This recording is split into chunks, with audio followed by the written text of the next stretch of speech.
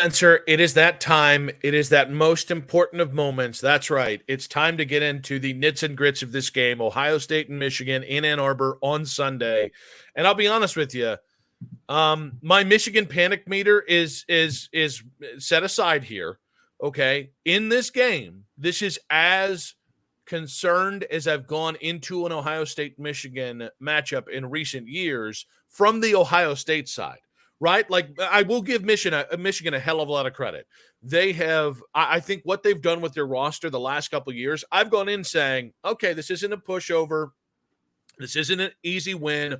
You got to respect Michigan again, and I think that's awesome. But this is the first time I've looked at this roster, and I think there are three legitimate deficits that you have compared to them that I think could really hurt you in this game and make this game really tough. Not just to win, but honestly, that you could slide behind and have to play catch up for most of this game.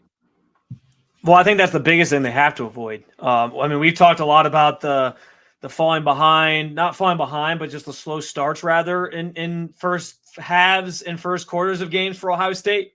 You can't do that in this game. Like, you got to come out, whether you start with the ball, Michigan starts with the ball, get a stop, and you got to score. Like, you got to put them behind the eight ball, because I don't think Ohio State's offense is built for coming back. Like, yes, they've put up a lot of points in second halves, and so maybe it's deceiving, because you'd think like, oh, well, they can score a lot in the second half, so clearly they can come back from a deficit, but not against this team. Like, you can't put yourself behind like that. I don't think they're built for that. So I think scoring early and sort of being able to keep pace with Michigan, whatever they do, keeping it within one score coming out of the first half is going to be a big key for them. And I think you're right about the deficits, because these are two, at least statistically, good run defenses. Ohio State, I think, is like 18th. Michigan is top 10. They're 8th, I believe. But this run game is obviously different than ones that we've seen previously. And I think the last couple of weeks you saw that, where they really leaned on the run game. I think they had 40-plus attempts in each of the last two games, which are their two biggest games. I do wonder about that a little bit, Nick, because am I a little bit worried about Michigan's run game? Yes, of course. But I also wonder, like, what does that say about J.J. McCarthy? Is that just like they were just flexing, like, oh, we don't need him, and we were saving some stuff for the Ohio State game for him? Because I think he's a good quarterback. Do I think he's the Heisman candidate that people were making him out to be? No. Like, a lot of that was inflated by playing Colorado States and Youngstown States or whoever the hell else they played. So I don't know that I buy that he's like incredible. I think he's a little reckless at times.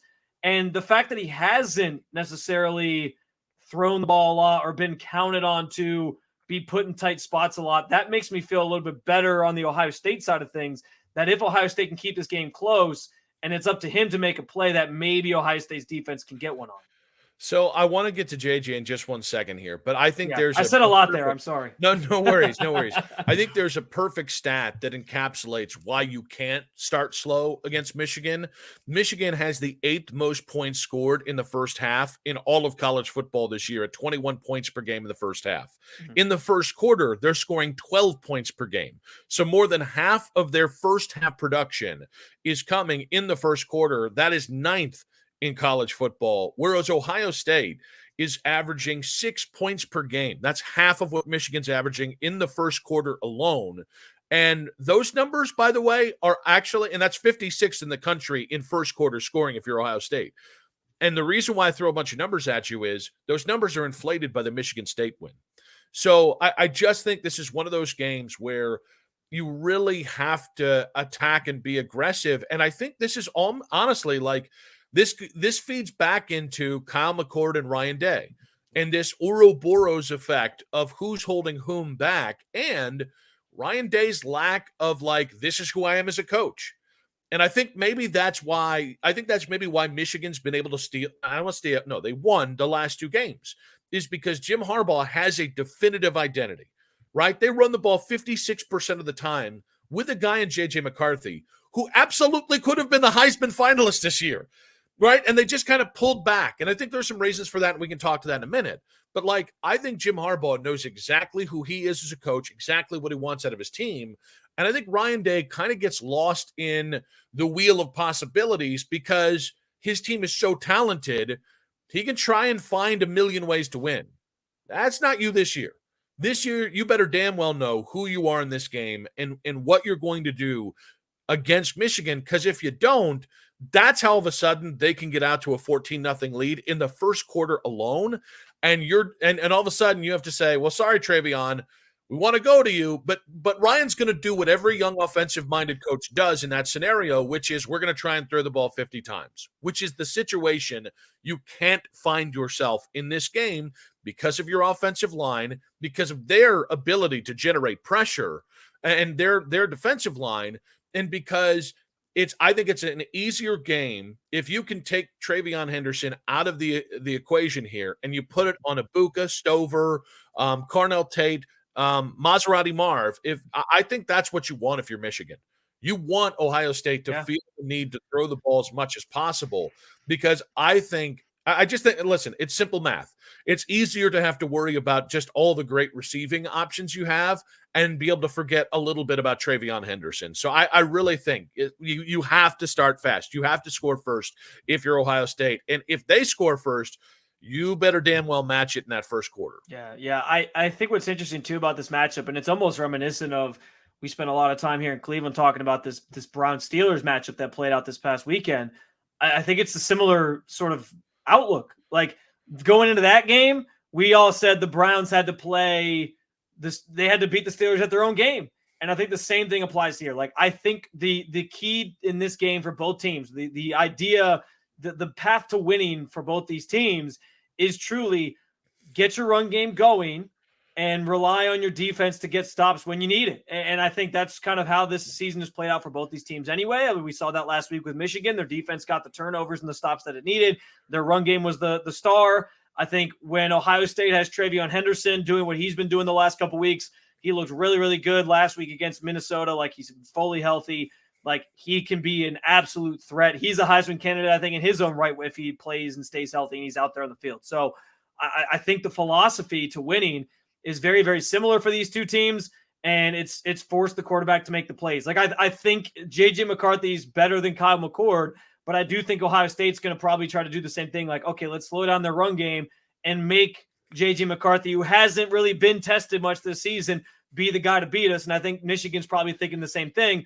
Let's try to see if Kyle McCord can beat us. But we'll get to McCarthy again more. I do want to also add that I do think the biggest concern I have for Ohio State is their offensive line. It's been an issue all year. We know in this matchup, the being out physical on the line of scrimmage has been an issue for this team, and I worry about that. I also think, too, one key place that I think could determine, well, two actually key places. Time of possession. Michigan has dominated time of possession this year. I think if you're Ohio State, you need a drive like Maryland had. I think it was in the second quarter last week. It was like a 75-yard, like 17-play drive or something like that. You need drives like that take like chunks of time off the clock to keep the ball out of Michigan's hands. I think that's a key. I also think third down is going to be a key in this game. You could probably say that about a lot of football games. But last week, Maryland held Michigan without a third down conversion in the second half. They converted a couple fourth downs after that to keep drives kind of alive. But I think Ohio State's going to have to get off the field on third down. And I looked this up. Ohio State actually has a top 10 third down defense this year. And I think that carries some weight because you've played some better teams than Michigan has. Michigan has the 14th ranked third down defense. So two really good third down defenses as well. And I think that's going to be, which team's staying on the field longer, I think could be a key element of who wins this one. I think the O-line concerns are fair. I do think in the run game, since Travion came back, I think you've seen them play better. I don't know if that's because Travion Henderson is that dude or if they've just kind of progressed there. I think pass pro is still the biggest concern here. And if you had a different quarterback, it wouldn't be as. This is again that catch-22 of you've got a quarterback that's an okay, fine enough quarterback with a lot of potential, but he's not mobile. And then you've got an offensive line that probably is better in run protection, run blocking than they are pass pro. And and then you've got a quarterback that's a little skittish. And I think I got to tell you, I think there's a catch-22 on Michigan's side of things too, because I think that identity is how they've been able to beat a lot of teams in the Big Ten. But don't forget, Like last year with Michigan, Ohio State dared JJ McCarthy to throw down the field. And then he did. And Michigan won. So like But I do think last year the difference was that defense was susceptible to big plays. And like that was evident in that game fully that they just kept getting beat and it was like throwing it up. And it was like there was a lot of plays where it was like 50-50 ball and Ohio State just lost because Michigan had some dudes in their secondary just blew the coverage. Like this year, this defense is playing a lot better. And I think I think there is a lot of pressure on Jim Knowles as much as there's a lot of pressure on Ryan Day to show up defensively in this game in particular. Because last year they didn't, and that was a big reason they lost. I would encourage everybody who is overly confident about Ohio State's defense through the air to watch the Notre Dame game. I know they didn't score a lot of points in Notre Dame in South Bend, but Notre Dame had some significant success, especially early in that game, throwing over the top. And I just think like I think Ohio State's defense, if you can get them through the air, you're going to be able to get them through the ground. I don't think the reverse works. Like if you pound them on the ground, I don't think it automatically opens up more things down the field. And I think McCarthy is still that guy. And I think it comes down to health, really, with JJ. And if you feel he's healthy enough, I think you have to take a couple shots down the field if you're Michigan. Because if we just say, all right, we're gonna line up and we're gonna run the hell out of the ball, which they should do. They're great running team. They run 56% of the time, versus you lining up and running the ball. Your margin for error is nil. Okay, you really don't. I mean, you just because both teams are playing the same style of ball, both teams trying to steal as much time as they possibly can, and that's going to keep the game close. The one opportunity on either side of this is to push the ball down the field. And I'll say this: since that Notre Dame game, the safeties have not gotten any healthier. You've not gotten any more depth there. And it really, a lot of the corner, I think Ohio State's got a lot of future stars in their secondary, but right now it's Denzel Burke. Everybody else to me is good, not great. So that's a lot of pressure to put on one player, even with Michigan's Roman Wilson being out in this game. I think what Michigan tries to do through the year is really fascinating. I think I saw Raymond Wilson's going to play. I think I saw them reported that he said he'll be good to go. Now, how effective he'll be, I think, is another question. But yeah, I mean, that's obviously a key element for their offense. But yeah, that's fair. I also do subscribe certainly to the idea that teams get better generally as the season goes on. What Ohio State was back in, what was that, week 4 they played Notre Dame is not necessarily the same as they are now. They've been a little bit more tested at this point. So, but yeah, I mean, we all know Michigan's the true test, and maybe I'm, completely blind to this and not seeing the forest through the trees in terms of they're still susceptible to some bigger plays over the top. But we haven't seen it this year. And I think that's the difference is like last year, it was a constant. You could have been playing Rutgers, Maryland, Michigan State. Like they would still hit for some big plays every now and then. And you'd be like, that's a concern. This year, I think they've limited those and even some of those other minor matchups or lesser matchups. So it gives me a little bit more confidence. But you're right. Like McCarthy put it on tape last year. He can do that if he needs to. But I still think I'm more worried about the Michigan run game and them just kind of trying to bully you up front than I am of JJ McCarthy. Well, and here's what I'll tell you. I think when it comes down to the run game part of things where you're talking about, I would, if you really want to see what you think of this run game, go back and see Penn State in the middle of that game.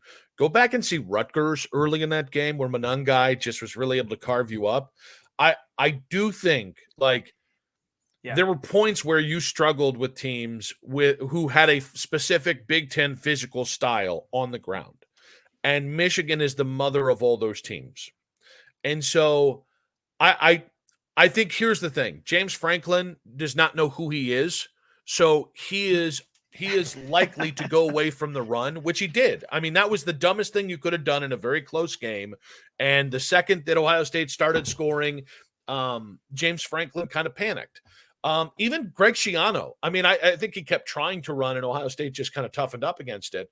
But like there were some moments where he could have just kept running Monangai or throw Wimsett in there just a little bit more. That's not what Michigan's going to do. And I think this is a great opportunity for Jim Knowles' defense to prove that it can stop on all 3 phases of the defense. And I think it's meaning, can you rush the passer? Can you stop the pass? And can you stop the run? And Yeah. I think this is a really great defense for Ohio State, but I think this is a defining moment for this year's defense, how great they can truly be, because I do think Michigan can out physical you, and that's not where you want to be. And I think Michigan can out air you if they need to as well. Or sorry, they can attempt to out air you if they need be. And so, I mean, I'll go back and say this: like, this is as unconfident. That's not how we talk. This is the most confidence I've lacked in the Ohio State side of things since probably the Lloyd Carr era. Like Yeah. where it really felt like it was a toss up on any given game. So we do have more to get to with this game. When we come back, we're going to get into our Michigan panic meter. I think we should just do full out predictions, and then of course we'll have fourth and short as well. Yeah, I'm going to make you do it. We're going to hold our feet to the I'm flame. out of the prediction game. I've retired for a little this while. is your time. This is your time to make up for any crow that you've eaten this year. Man. But first, a word from our sponsors.